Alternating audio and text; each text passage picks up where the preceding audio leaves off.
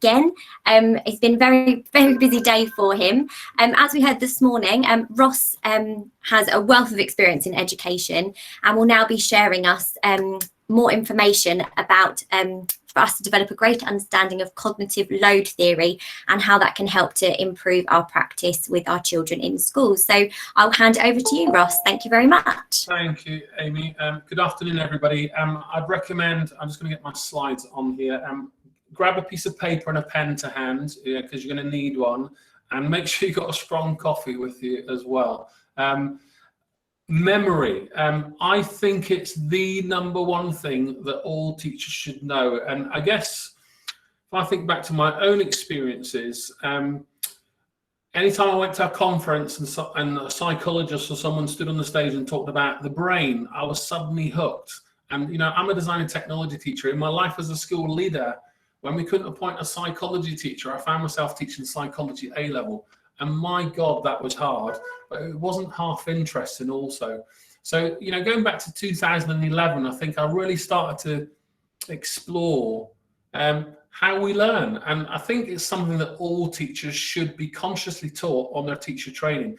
And I think of the universities that I work with, in the SKIP programs for ITT, a lot more of our new teachers at the present are being taught this. It's probably something that I didn't, that's something that was definitely missing on my teacher training course back in the early 90s. In the Mark Plan Teach sketch notes I gave you during the keynote, there's a few things in there to support memory, but I'm going to just share some of the things I've learned in the last 3 years in the Just Great Teaching and all the stuff I've been reading and learning just to get a better understanding of memory.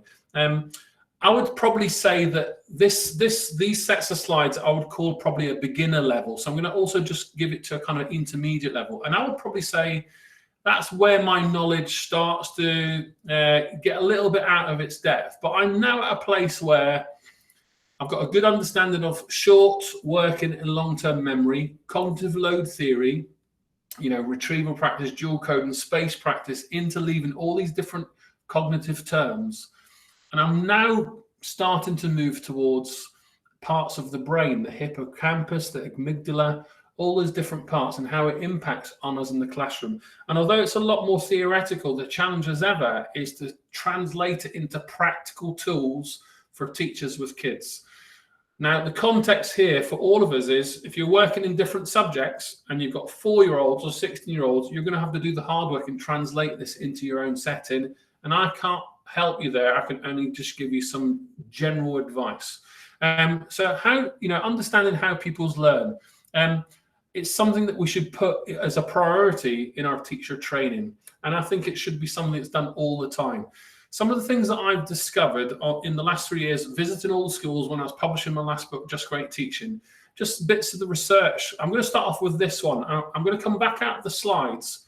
I'm going to ask you to do something, and I'd like you to turn your camera on and just show me what you've done on the screen, if that's possible. So here's a little test on memory, very simple test. And again, teachers want to be trusted, so we're doing this remotely. So I'm hoping that you will do this in a trustworthy manner and not cheat. I want you to draw the front side of a 10-pence coin, and I'll give you 30 seconds on a little post-it note, and then switch your camera on and show me your drawing, please.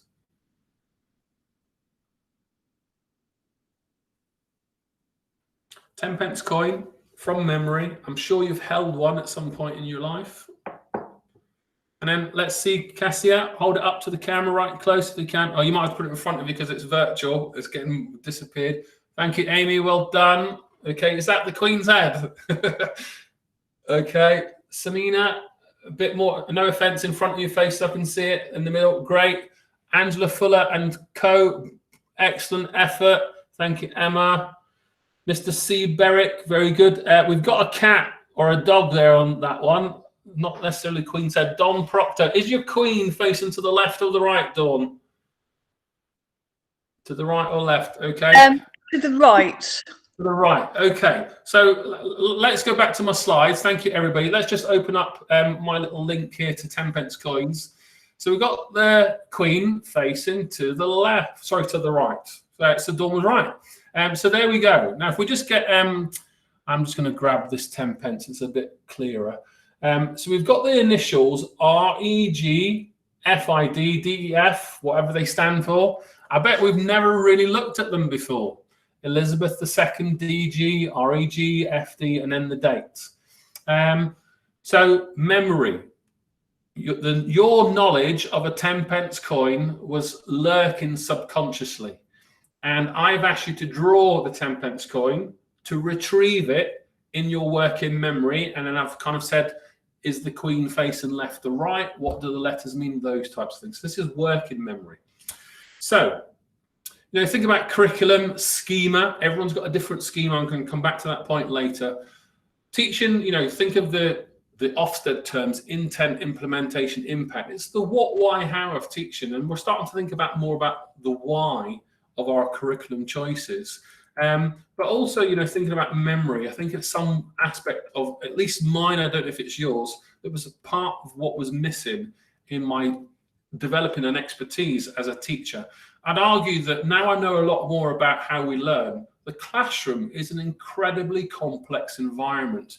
And all this kind of media narrative we see about lockdown and all sorts, people have got no idea the difficulty, not only it is to control 30 kids, but to help them all get a grade A is takes a real expert to be able to do these things. So learning, long-term memory leads to a change. That's when something has been learnt, then it's been stored and can be retrieved. I mentioned earlier in the keynote session, the best thing you can focus your time and efforts on is in quizzing, retrieval. Cognitive scientists call it retrieval practice. Teachers call it revision. It's the same thing. We're just a bit more immersed with research and science these days, which is only a good thing. Number 2 there I didn't explore. We have to constantly figure out what's in kids' long-term memory. The best way you can do that is ask lots of questions and seek a higher response rate. And if I say, Amy, can you give me the answers to X? Then everyone else shuts off. Whereas what I need to do is pose a question. What are the colors of a rainbow? But I need to create the conditions. Make sure you don't call out. Want everybody to think about the question, and then I say, what are the colors of the rainbow, in what order? And then I either say a name, or what I need to do is show me with your whiteboard, and then I encourage a greater success rate rather than just one student. So the types of questions that we ask are also really important. I would probably say questioning is the greatest skill a teacher can master in terms of assessment to test long-term memory. So there's lots of things in here. Let me just move on to a little graphic. Let's keep it simple. This book I showed you at the start before we got officially kicked off, Connect the Dots by Trish Taylor, a brilliant, brilliant book. The best analogy of memory in 30 seconds is think of your memory as a wardrobe. Now think literally as well. Is your wardrobe tidy or is it messy? Can you find your white shirt, your work shoes, your suit, your wedding dress, whatever it is? Do you know where it is stored? And that's pretty much a great analogy for memory. If you don't order your wardrobe, you cannot retrieve things. So it's either untidy or messy. So we need to get better at recalling or ordering information as well as our clothes. So this graphic, and I'm going to pause for some questions. We've got short term. So I'm going to put in the, let me just come out the slides. I'm going to put in the chat box, everybody. He says, trying to find the chat box. There it is at the top. I'm going to type in a word that I learned about 18 months ago called phronesis. There it is. Phronesis means professional wisdom. You know, when you're with that experienced teacher and they raise their eyebrow, Amy gets a bit cross with the year 11s in assembly and all the kids go quiet, and I'm the inexperienced NQT and I look at Amy and think, how did she do that? She didn't even speak. She just gave the kids an eyebrow and they've all gone silent. Phronesis, it's internal data decision making. If you're working alongside an inexperienced teacher, it's important to articulate those decisions so they understand it better. A really important top tip for observations, but also for understanding, for cognitive load. Articulate those decisions. So when we get experienced in any profession, not just in teaching, we develop phronesis. The etymological meaning of the word phronesis means professional wisdom. Okay, now here I'm going to increase the stakes. Remember, learning's emotional. I want you to remember that word I might ask you how to spell it, and I'm going to also ask you what it means. So now I've increased a bit of emotion to the learning. So if I pop back to this, I've just taught you the word phronesis. It's now in your short-term memory. When I ask you how to spell it, that's a working memory function. And either I ask all class, or I ask Amy, or I change the type of question, and I either make the information relevant or redundant. Long-term memory, you know what a 10-pence coin looks like. You've just stored it subconsciously and you've not used it. It's a bit like riding a bike or tying your shoelace or getting ready with makeup in the morning. You do automatic pilot, driving to work, those types of things. So essentially you've got lurking in all these three domains, short, working and long term, you've got knowledge. Now, being a DT teacher, I used to get frustrated with all this debate about knowledge versus skills. Skills is a knowledge, you know, whether it's critical thinking, problem solving, being able to bang a hammer, whatever it is. And it's decorative knowledge, essentially. And that means to know the concept, the rule, the fact. This is a hammer, and I know that I need to do this with it. When I do that with it, or tie the shoelace, that's procedural knowledge, and I turn it into action. It's a bit like 2 + 2 = 4. Or, Amy, I'm going to ask you to unmute your microphone for me, and could you spell out aloud the word phronesis? Phronesis. Okay, without looking at your notes, could you spell it backwards? SISENORHP.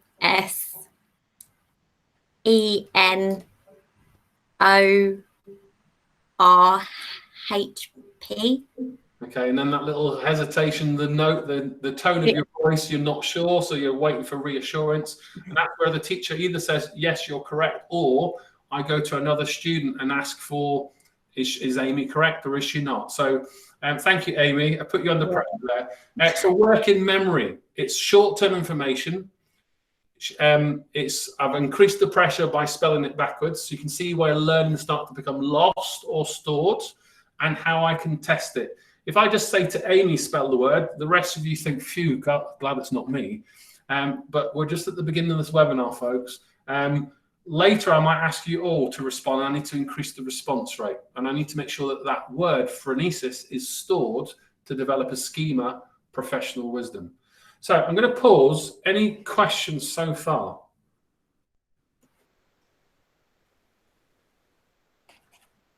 Free to pop them in there. Any questions?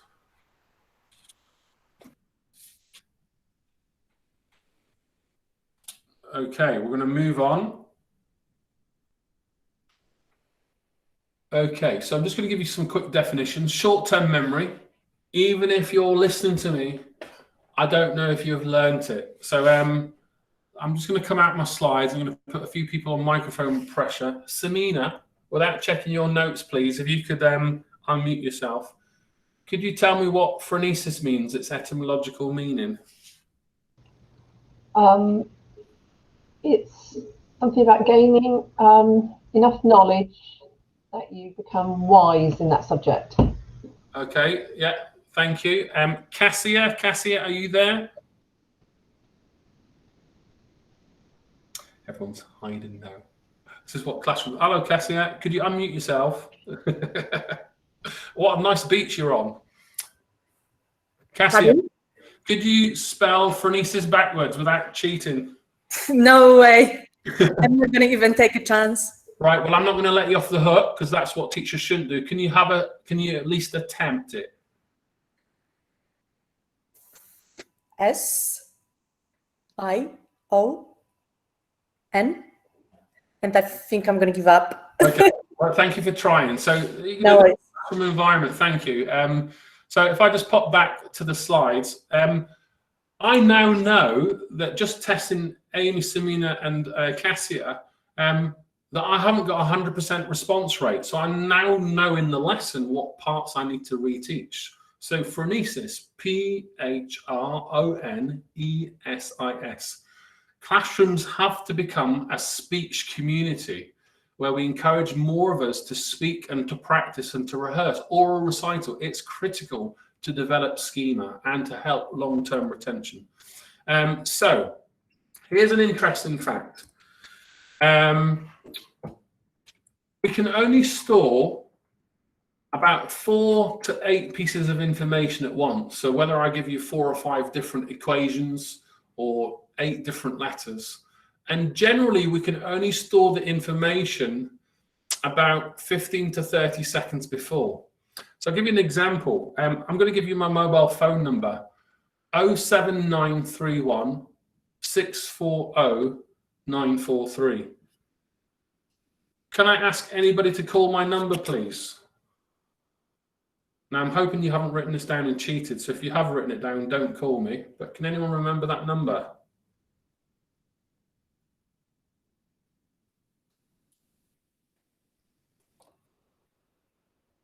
I'm holding my phone. Oh, I've got a phone call. Here we go.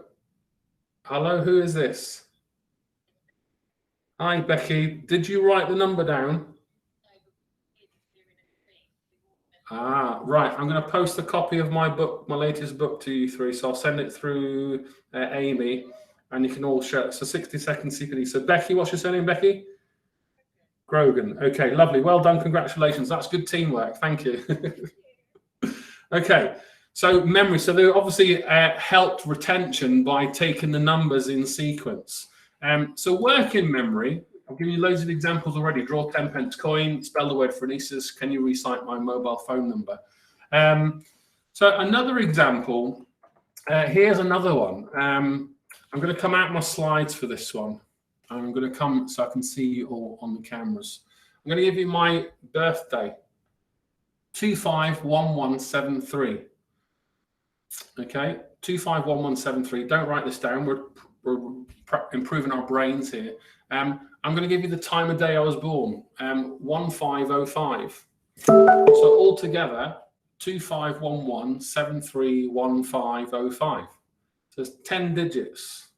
So Emma, have you just come in? I'm going to ask Emma to, I'm going to put Emma under pressure, not that she's already had enough by organising this event. Emma, are you there? I am there, and I can't remember it at all because my brain is worrying about all the different workshops and making sure that they're happening. So you're suffering from cognitive load. Absolutely. So I'm going to ask Ollie Andrews. Ollie, could you unmute yourself? Can you have a go at my birthday, please? Yes, it's 251173 1505. Oh, brilliant. Right, another prize for Ollie. Well done, Ollie. That you're one of the rare people that can recall all 10 numbers, so well done. Ollie, don't go off the line. Could I ask you, if you're happy to, could you recite your birth date, and if you have a time of day as well, or if not, make one up, and we're going to just test everybody else. Okay, so my date is 04/05/75, and the time is 08:05. Okay. Amy, could you recite those 10 numbers? You're on mute.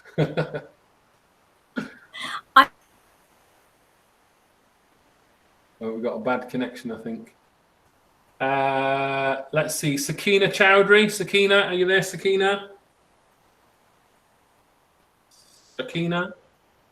Okay. Right, I'm losing people, so I'm going to plow on. Thank you, Ollie, for sharing. So I was just going to test people's retention. Most of us can remember our own birthday. If you can remember the time of day that you're born, then that's extra data, but not all of us can. So another example I might give you would be the World War dates, information that you already know. But if I presented them as 19141913819391945, you're not going to remember them because you didn't remember them in that order. What we also learned at school was the ability to what's called chunking, 1914 to 1918, 1939 to 1945. It's pretty much like when we learn the alphabet. Some of you might have remembered it in a rhyme. A, B, C, D, E, F, G, or A, B, C. You might have had a different rhythm. And very rarely when I ask on a kind of conferences how many people can recite the alphabet backwards, one or two people can because they've practiced it. It's all about recital and routine. So I'm just going to pause back on this slide. Any questions before we have another little practical example? Any questions? I think there's one question in the box from Isabel from how does trauma affect memory? Oh yeah, that's a good question. I don't know the answer to that, but I would imagine quite significantly, because learning, I firmly believe learning is emotional. And even when I've quizzed people in a comfortable environment, although we're doing it remotely, about birthdays, World War dates, 10p coins, and the word phronesis, you can see how many mistakes that we're making under good conditions when we've already got, a roof over our head, the COVID pressures, the anxiety, the workload, the tiredness, a good schema of knowledge, and we're still making mistakes. So I suspect when we've got a bit of trauma, it also hinders learning. So I don't have the kind of psychological knowledge to give you that answer, I'm afraid. I wouldn't want to say anything misleading, but I suspect quite dramatically. And that's, again, the challenge for working with vulnerable kids or any child that experiences a lot of trauma in the classroom. I hope that response helped. Right, I would like everybody to draw this grid on a piece of paper. In a moment, I'm going to get you to show me something on your cameras. So draw this grid 7 by 7, and we're going to have a little practice of what's called chunking.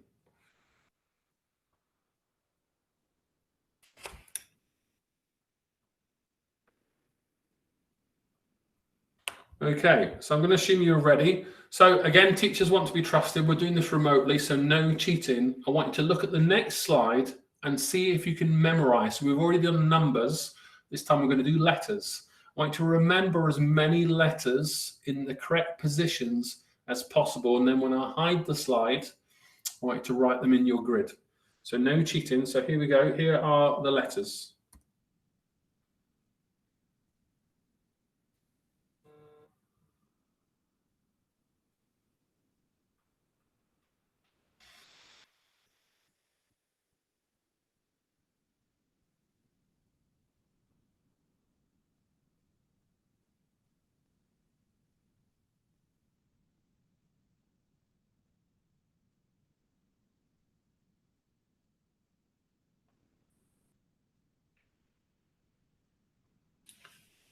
Okay, I'll stop just shy of a minute. So can you now on your grid write as many, recall as many letters in the correct positions as you can? And then when you're ready, show me them on your camera.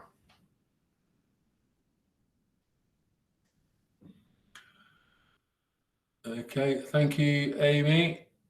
Top two lines. Cassia, you've gone virtual again, I can't see you. Thank you, Tia. Thank you, Nadine, top line. Okay. Lyndon, top line, second line. Good, good, good, good. Angela, thank you. Ollie, thank you. Dawn, down the left side. Good. Samina, top row. Excellent. Okay, Emma's got top row as well. Thank you, Angela. Classroom. Thank you, Mr. Berwick, top line. So a lot of people are getting the top line and the left line. Cassie, you've got quite a lot of letters there. Can you hold yours back up, please? That was all right. You've turned off your beach for us all so we can see. Okay, great. So you've actually got the top, the left, and the right. Now, interesting, if we go back to this, there are the letters.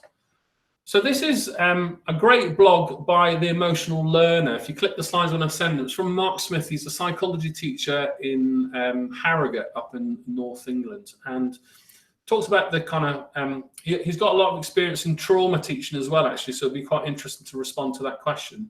But he talks about chunking. These are, it's pretty much how we learn a language or learn to read. All these letters are made up, or so all these letters are in random positions. So the word Eilina is just a mechanism that we'll use to help store particularly new information or information we don't yet understand. So we make up a random word or a random sound to help us remember where to place it. So most people got the top word, well, not a word, the top line of letters. Other people started to look at different sequences, so down the left, down the right. So it just gives you an indication into how we try to store new information or information that we don't necessarily understand. Or when we're quizzed, work in memory, we increase the kind of difficulty. So long-term memory. Now, you think you've got your short-term, working term, and getting things stored. So in my 5-minute lesson plan, some of you will be familiar with, I called it stickability. How do you get content to stick, and how can we quiz this information next time we see kids to help long-term retention? So I'm going to show you a diagram in a moment about talking about schema of learning. And the best definition I can give you is when something's been learned, there's a change in long-term storage, and it's that dialogue between the working memory and processing into long-term. In fact, I'm just going to come out of some of the slides and show you a couple of blogs. This is my summary of the book Connect the Dots. I've called it number 1 thing that teachers should know, and it's this blog here, and it's my summary of what I learned in this book. And this is where I got at the start of lockdown quite excited about some of the things I was learning in terms of long-term retention. That's one blog. And then there's another blog. I'm just going to type in the word Eagleman, which is an author. He wrote a great book on the brain. And what I was really interested, so I'm now living in West Yorkshire. Before lockdown, I've been living in London for 30 years. So I found this very exciting. After chapter 1, there's the book cover, The Brain. He wrote about London cab drivers. And do you know that they can learn up to 400 street names within a 6-mile radius of the city of London? And only 10% of cab drivers qualify for the knowledge. And I thought that's really interesting. What teaching strategies do they use? And what makes certain cab drivers be able to store more information than others?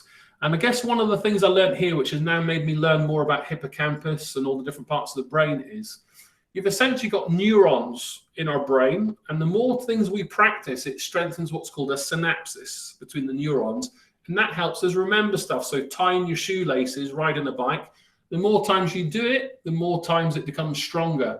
If we leave it to be subconscious, then we start to forget. It's 15 hours. So what we have to do as teachers is regularly quiz kids on concepts, part of the curriculum. So, schemas. If I said the word turkey, you're all thinking of different things. Some of you are thinking of the country. Some of you are thinking of the animal. Some of you are thinking, we're going to have turkey for Christmas if we have Christmas.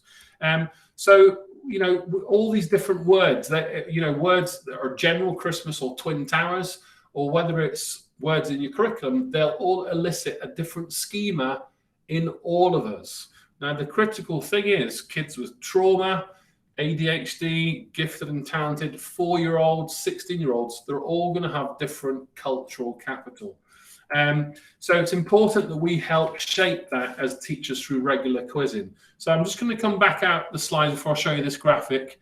Natasha, could I ask you to unmute yourself, please? Yes. Can you tell me that new word I taught you earlier without looking at your notes? Phronesis. And could you spell it? Can I just check that you can spell it? PHRONESIS. Okay. Samina, can you let me know, and Natasha, if she's correct or not?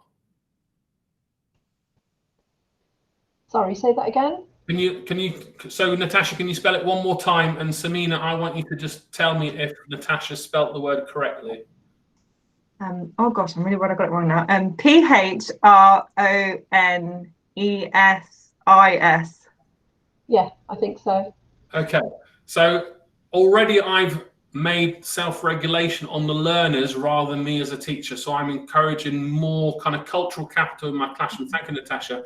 What I've seen through everyone, whether it's through a microphone or face-to-face, is the emotion straight away. We saw the panic in Natasha's face. You can see the eyes look up, and the pressure, and also in the voice. When I think someone earlier recited my mobile phone number or the different dates, the voice tends to go up higher to kind of say, am I right, kind of thing. So it's that reassurance. So learning is very emotional. So what we have to do as teachers is reduce that emotional anxiety through regular practice and quizzing. I'm going to show you this slide. I could talk about this slide all day, so I'll try not to. If we just look at the left-hand side first of all, environment, home, Mr. McGill's classroom, Amy's classroom, so-and-so down the corridor. Everyone has different environments. What we have to do as a school is, if we all have got vision and values and we all sign up to work in a school, we're all agreeing to have a certain vision and values and way of doing things. Obviously, if you're in a DT classroom or a maths classroom, that learning environment, sometimes sound-wise, banging hammers versus quietly writing some maths, learning is going to be different in many different ways. Learning can be noisy also. But then we've all got to consider our memory, our sensory memory. So, the social, emotional aspects of learning and trauma and everything else. So already we've got two very complex things taking place before we can pay attention. Now, I'm trying to teach you remotely, which is a challenge in itself, with people I don't know and you don't know. So already we've got the barriers of trust and buy-in and all those types of things before we can unlock learning. So you've got to see that relationships are a big factor in our classrooms. One little thing about paying attention, and this is a broad rule of thumb, so don't use it as the kind of gospel, but if you take a child's age and then add 2, that's generally how long they can pay attention for.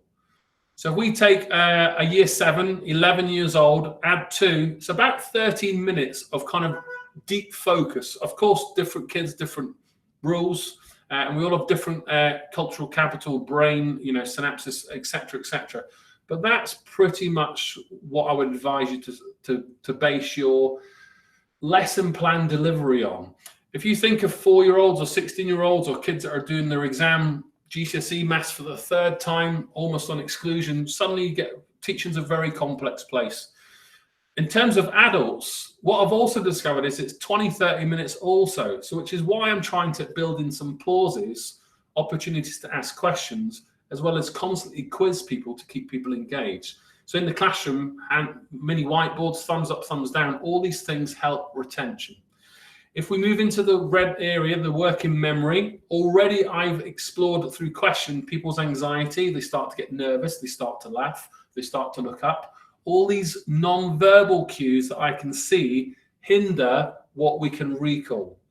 On the right-hand side, here's an interesting curriculum or lesson plan approach.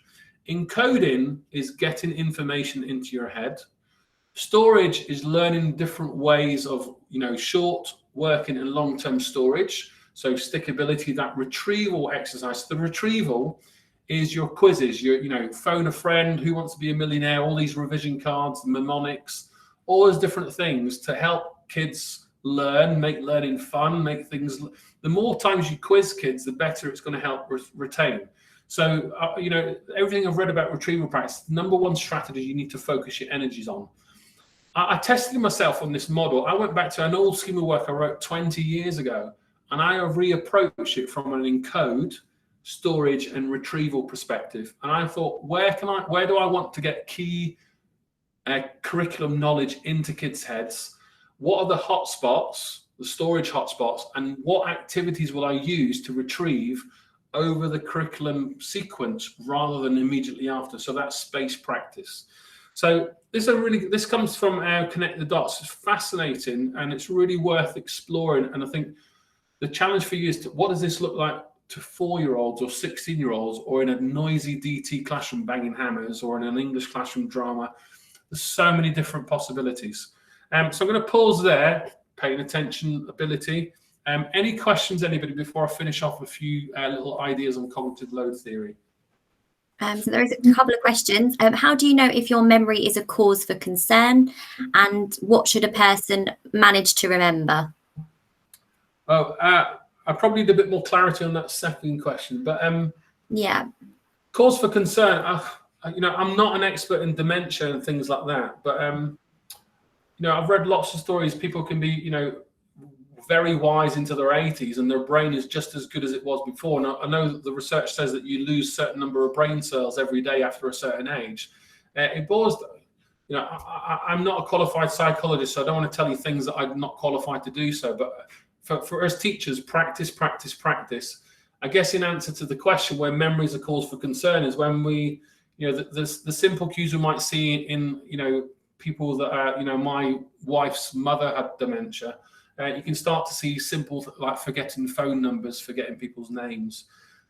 So that probably we need to revisit, and maybe another time, another day, place. But I don't know if I've necessarily answered that question sufficiently enough. Any other questions? In terms of the question, how should a person manage? I think doing crosswords and Sudoku quizzes, they do make a difference to, taking part in a quiz on the telly. These things do make a difference. It's managing our mental health just as much as walking a dog or going for a walk around the park. Okay. Right, I'm going to just finish with a couple of little concepts. So there is the kind of memory graph. We know a little bit more now about short working quiz. Spell it forwards, spell it backwards, 10p coin. Long-term memory, ride a bike. Right, could you now tell me how to ride a bike in step-by-step sequence? So these things are subconscious, and when we ask the question, we bring it into working memory and we try and make this conscious. So we've got here implicit and explicit, and many of our things that we store start to become implicit knowledge. Your journey to work, tying your shoelace, putting your makeup on, the clothes you choose the next day, the walk around the local park, all these things become kind of implicit subconscious knowledge. So when it comes to teaching curriculum content, we've got to try hard to make lots of knowledge explicit, conscious knowledge for kids, particularly in exams when we want them to recall and remember stuff. So I mentioned earlier procedural knowledge, riding a bike, tying a shoelace, those types of things. The primary example I've got there for you, I'm a DT teacher, so my schema with priming is a bit like an undercoat or a layer. The danger with priming or that type of knowledge is sometimes it could be wrong. Sometimes it could be unconscious bias. So for example, if I said doctor, so you got a picture there of a doctor, you're either thinking of a white male in a white coat with a stethoscope, or you might be thinking of a black female in a green surgeon's coat in the operating theatre. We've all got different schema. So in terms of curriculum and concepts, rules and facts, 2 + 2 = 4, not 3, we've got to make sure that we shape the schema. Here's a really interesting point. Episodic and semantic. Episodic is things like your birthdays, your weddings. It's that type of knowledge that's personal. It's you're the star of the show, and you can recall this very easily, like your 30th birthday party, your first job interview, your first house, all those types of things. The danger with episodic memory is it fades and it becomes unreliable over time. And I would argue that episodic memory is often the area that journalists and politicians use when they describe what they did at school. Semantic knowledge is your concepts, rules, and facts. How tall is the Statue of Liberty? How many miles is it from Leeds to London as the crow flies? Those are clear concepts, rules, and facts. So here you've got lots of different domains of understanding memory and building up knowledge and skills. Here's an example. That's me with 2 lads that I went on Camp America in New York, and this is us standing on top of the Twin Towers in 1996. I had to check there because this is episodic memory. It fades, it's unreliable. I don't know which month it was. It was either June, July, August. It might have been September.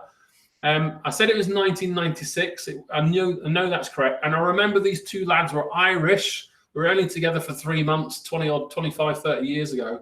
And I know one lad's name was Mark, but otherwise I've forgotten. So you can see episodic experience, it fades. But in terms of semantic knowledge, I don't know the answer to this. I should check. But I could probably, if I double check, I could tell you how tall the Twin Towers were, the North Tower and the South Tower. And that would be a semantic fact. Okay, so it's really important to know the differences between semantic and episodic, and where sometimes our episodic experiences, although they're important, they can be misleading.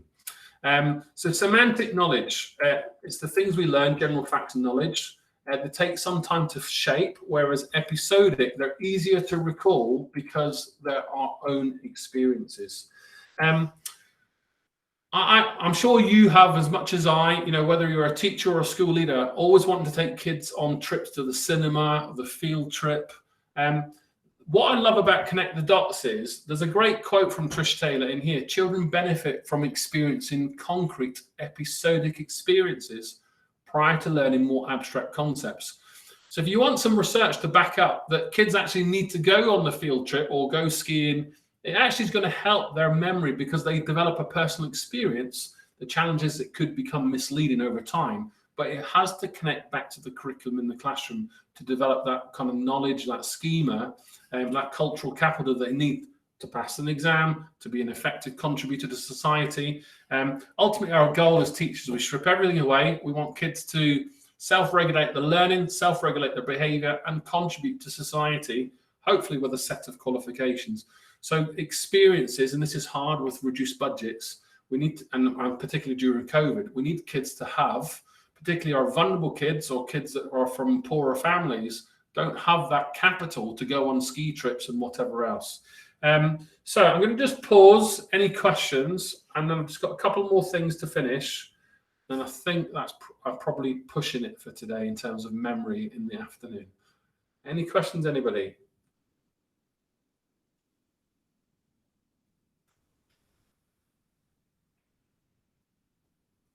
Okay.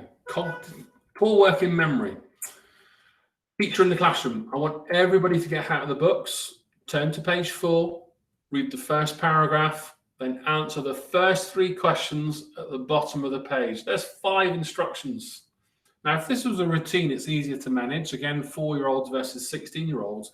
But in terms of kind of poor working memory, how it might manifest itself in the classroom from a child is they're either going to look confused, they're going to be off track, they can't remember what you've said, they ask you to repeat it, they don't follow the instructions, they give up. I've been there 1,000 times in my classroom, and I've often blamed the students. Now, in some cases, I might be right, but I would probably say in the vast majority of cases, when I'm under pressure, I'm tired, exhausted, I've got 30 kids in front of me, and I say these instructions, I need to think more carefully about how I would script or deliver.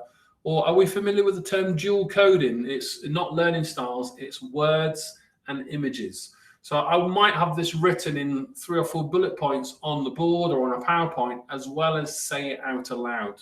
And then I would check for understanding. I might ask Ross to repeat or say it back to the rest of the class, just to ensure that the instruction is clear and precise and has been understood. So working memory, in the red there at the bottom, there are some signals if poor working memory, either in the child, whether it's through screen time, poor diet, not enough sleep, or just generally not having that cognitive ability for whatever reason, learning needs, or just lack of engagement with school. You can see how learning becomes quite a difficult thing to unlock in the classroom. Cognitive load in 30 seconds. Think of yourself now as a cognitive coach. This is probably what I want you to take away from today. Everyone's got a bucket. Your bucket's a different size, so are the kids, and they can store so much information before it becomes overloaded. I'm conscious that this presentation's already pushing all of your cognitive load.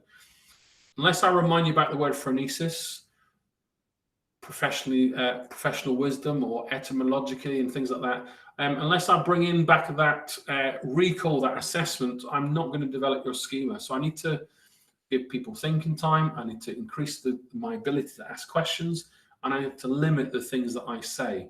Our brains can only store so much. I just want to point to these 2 words. In fact, extraneous load and germane are now this kind of broadly assumed as the same thing. If you're not familiar with the cognitive load theory, you need to just look at Australian academic Paul Sweller. Intrinsic load is essentially the material. So in this case, it's the PowerPoint that I'm presenting. Extraneous load is how I present it. If I turn off, if I just come out my slides here, and thinking about the world of teaching remotely, let me see if I can move things around here. So I'm hoping that you can still see and hear me, but if I turn my camera off, suddenly it totally changes the dynamic of the delivery. So it's really important to think about cognitive load and how you can support students to remember stuff. So those are the two key words there. Intrinsic is the resources, the textbook, the slides, the worksheet. Extraneous is how it's presented. So whether it's a detailed worksheet or it's got just a picture maybe of a bicycle with a short definition, are sometimes very helpful to help learning. A couple of little things. I'm going to skip illusion of knowledge and these slides. You can look at those 2 or 3 later.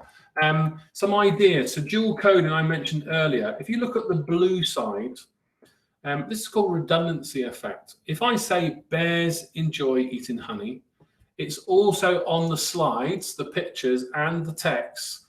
If I present all this like I'm doing now, your working memory is overloaded. Compare it to the right-hand side. What I need to do instead is bears enjoy eating honey.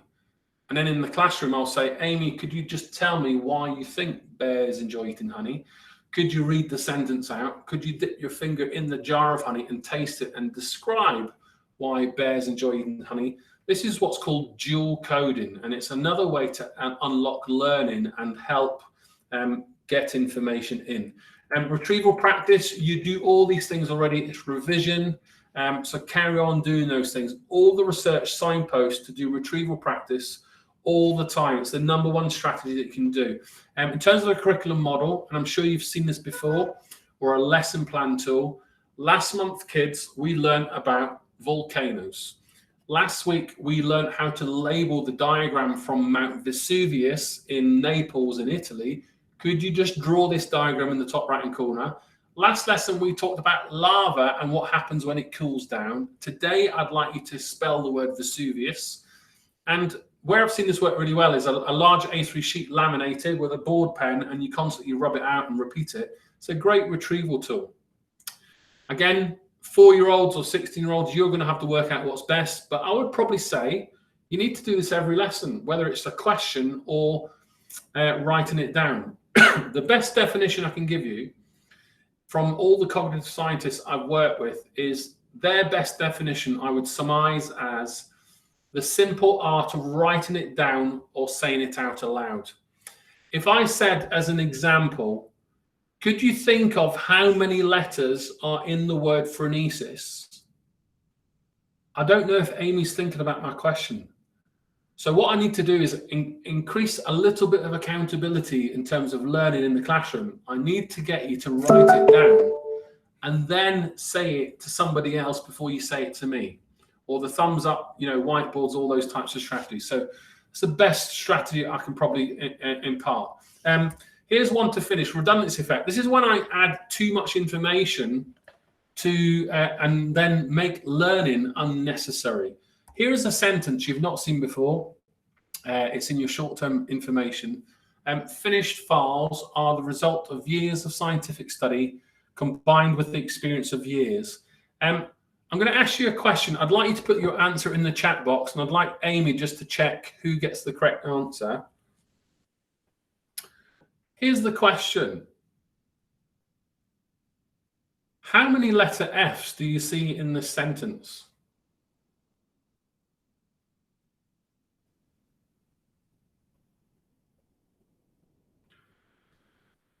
So, Amy, do you mind just calling out some of the answers? So we've got 5, 6, 2, 5, 3, 5. Okay. So we've got quite a lot of range of responses. So can you find the first person that said 6, please, and let me know? Yeah. Who was that? So I'll give them I'll send a copy of my book.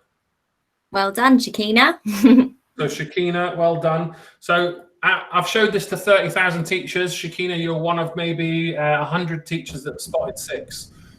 So a simple cognitive test.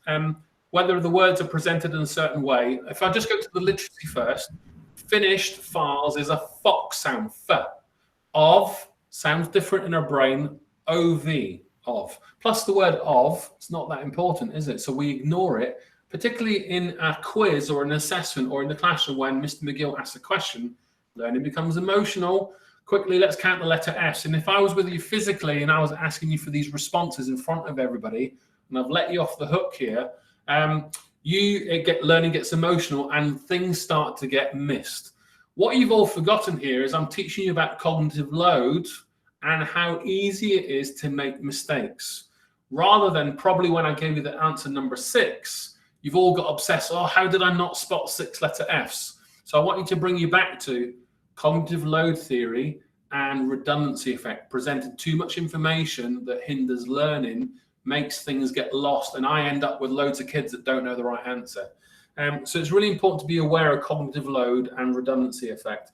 A couple of things to finish. In Mark Plan Teach, the sketch notes you've got, I talk about space practice, interleaving, and Ebbinghaus. If I just come off my slides quickly, I wrote this blog at the week. Well, I didn't write it the weekend. I scheduled it to go out, conscious of workload. This blog is the first academic source of retrieval practice from 1909. And some of you may be familiar with Hermann Ebbinghaus, the forgetting curve. So a little 2-minute read if you're interested in what research says about retrieval practice and how it's changed over 100 years. The other thing, this is a strategy I would live and die by, but with a cognitive load disclaimer. Remember I said turn to page 4, answer page 3, etc., etc. It's a great little way of scripting information. Right, kids, you need, so you've got this cartoon in your Mark Plan Teach. You need an A3 piece of paper, a pencil, a ruler. You'll be out of your seats, moving around the classroom, looking at displays, quiet conversation with your partner, 7 minutes, off you go. If that's a routine, it reduces cognitive load in pupils, becomes a routine in the classroom, and then I then spend less time wasting explaining the instructions. My methods become clear. So what I would say to everyone is, do you have a method for providing instructions in the classroom? You probably do. It's probably subconscious, but can maybe come up with your own one that's a bit more conscious so that you can use it in a routine manner more and more. So you've got all those cartoons there. I'd probably finish with this. In Just Great Teach, another good example of memory. My editor rides to work on a bicycle well, not at the moment, but every day. And when I asked her to draw a picture of a bicycle, you can see her first drawing there. And we had a laugh about it. And I said, can I please put this in the book? But when I showed her a picture of a bicycle, and then I asked her to draw it again, you can see her second drawing was far better than the first. And, you know, this is kind of dual coding, but also thinking about subconscious, implicit memory and making it more explicit, conscious. So I'll leave it there. There's tons of stuff. I'm probably pushing your cognitive load, so I do apologize. Any questions? There's my email on the screen. I hope it helps. I hope I've kind of whet your appetite for learning more about memory and ultimately improving how you deliver all this in the classroom. Thank you, everybody. Thank you so much. Thank you so much, Ross. It's literally, I've got so many things to take away, as I'm sure everyone has that we're sitting here today. You managed to pack so many things in that I'm sure we're all very keen to go off and research even more. So thank you so much. That was a real, I just kept thinking what a masterclass of memory that was really in such a short space. So thank you very much. We've got 5 minutes now, I believe. So until we go back to the YouTube page from this morning. So we'll see you on the other side. Thank you again, Ross. Bye. Everybody, take care. Keep up the good work. Right. Thank you.